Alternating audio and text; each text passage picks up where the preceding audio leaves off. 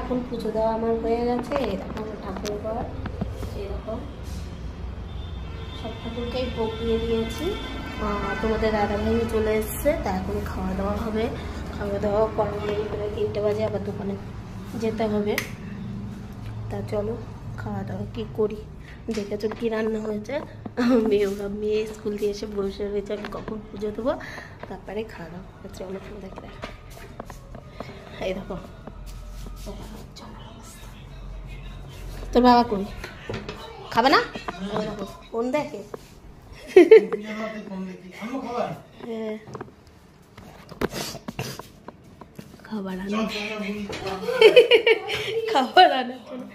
চলো তা খাওয়া দাওয়া করি, সব কাজই হয়ে গেছে। খাওয়া দাওয়া করে একটু রেস্ট পাবো না, আবার দোকানে যাবো।